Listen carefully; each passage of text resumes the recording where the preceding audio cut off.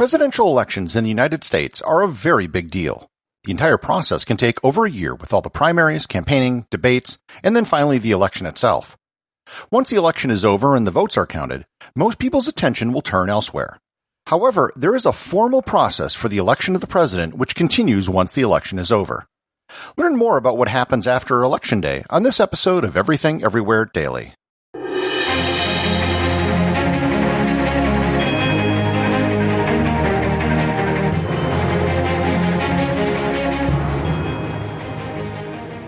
This episode is brought to you by the Travel Photography Academy. Have you ever been on a trip and wondered why your photos don't turn out like the images you see in travel magazines? If you're going to spend thousands of dollars on a trip and hundreds to thousands of dollars on a camera, you owe it to yourself to get the highest quality images from your trip. That's why I created the Travel Photography Academy. I set out to travel around the world in 2007 with an expensive camera, and I had no idea how to use it. As I traveled around the world, I taught myself the art of travel photography, eventually mastering it to a point where I was named Travel Photographer of the Year 3 times in North America. The Travel Photography Academy is an online course that teaches you everything you need to know to master your camera and to take better photos on your next trip. To improve your photography and to get better images on your next trip, visit travelphotographyacademy.com or click in the link in the show notes. I'm not going to go into too much detail about how the Electoral College works in this episode. I've already done a full show on that, and if you haven't listened to it, I'd recommend going back and doing that right now. This episode will serve as a bookend to that show. Here I'm going to go into the real nitty-gritty nuts and bolts about what happens behind the scenes after a presidential election. This process is almost never discussed in the media, mostly because it isn't really relevant to the final outcome, which is what everyone really cares about, and it's not very exciting. So let's start at the point where the voting ends. The votes have been cast and the polls have been closed. What happens next is going to vary from state to state and from locality to locality, but there is a general flow that's used by the National Conference of State Legislatures. The first thing which is done is the unofficial ballot count. This is the number which is usually, but not always, released on election night. This number is usually the same as the final number, or at least very close. It depends on the precinct and the circumstances. The day after the election, poll workers begin to canvass the election. This includes trying to resolve and count anything which might not have been included in the initial count the night before. This might include absentee ballots and provisional ballots. Provisional ballots are given to those people where there is doubt about their identity or their eligibility to vote.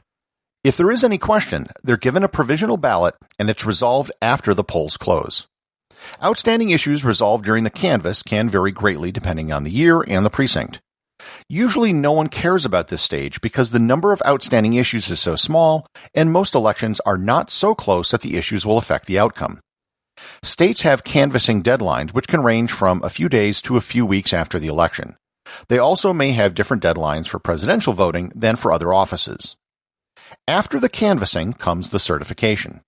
The certification can occur at the state level or at the local level or both, but it's always someone who is not involved with the counting of the ballots. Often, a county will certify their results and send the certification to the Secretary of State, who will then certify the state election. Any challenges or contested elections have a deadline as well, and they must be resolved before an election can be certified. Everything I've described to you so far you might be familiar with. The next part might be something that you aren't so familiar with.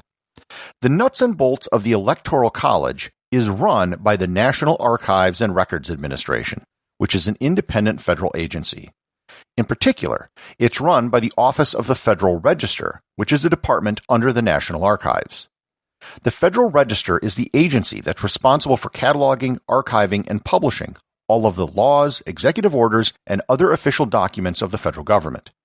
They have handled the Electoral College since 1950. Prior to 1950, the Electoral College was managed by the Department of State. Each state must prepare a certificate of ascertainment.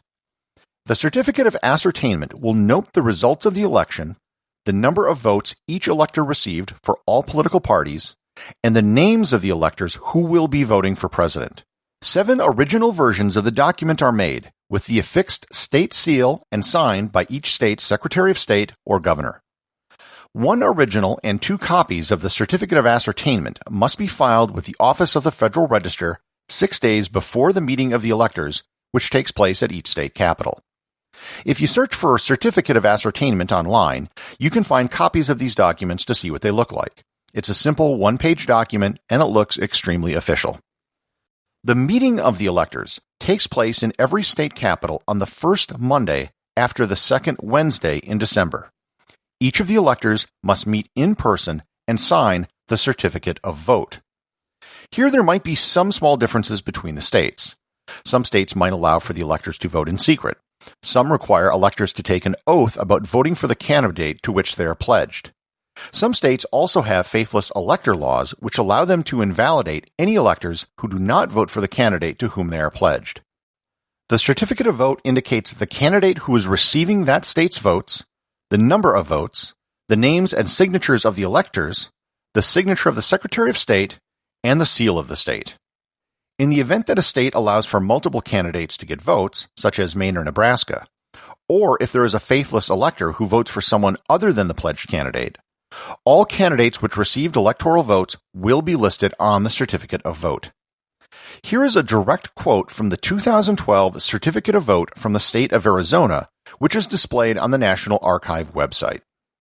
Quote, "To the Honorable President of the Senate, United States of America, Washington, D.C., we, the undersigned, being duly elected, qualified, and acting presidential electors for the state of Arizona, do hereby certify that on the 17th day of December, 2012 A.D., at and within the city of Phoenix, county of Maricopa, state of Arizona, duly and regularly met and convened, and then and there, by the authority of the law in us vested, voted for President of the United States with the following result: Mitt Romney, 11 votes."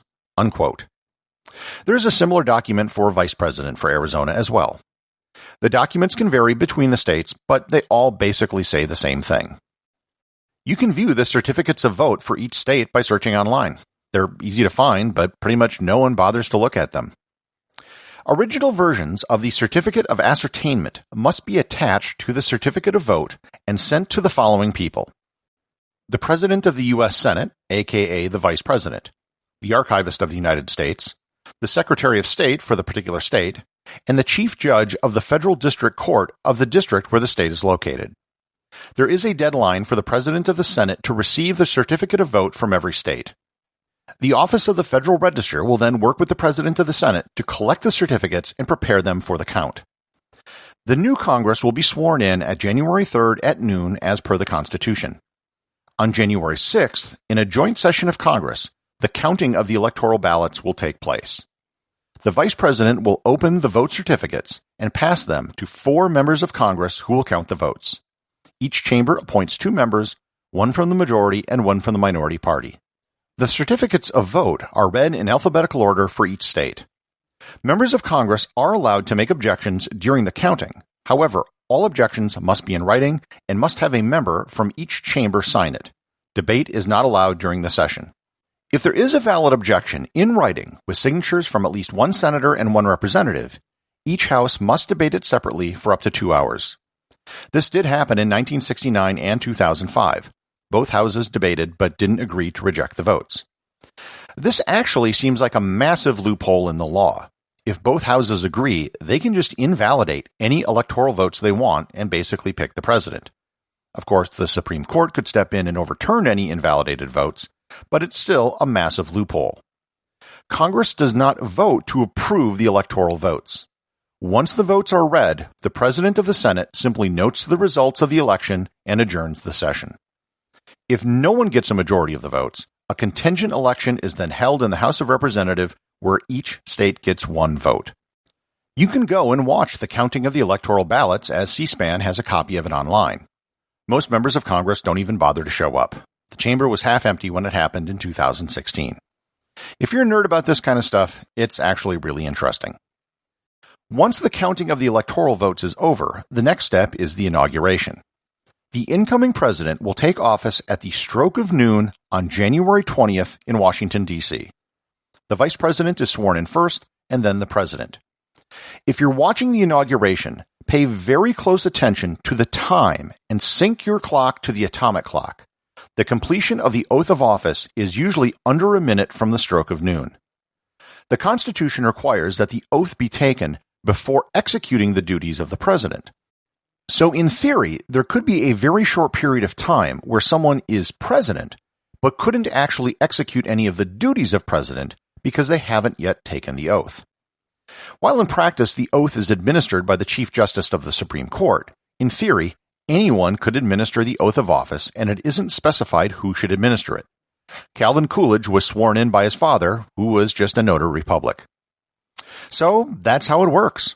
There's actually a whole lot more paperwork that goes on behind the scenes than most people realize. But it's those documents that make everything official, and that is how a president is actually chosen. Executive producer of Everything Everywhere Daily is James Makala.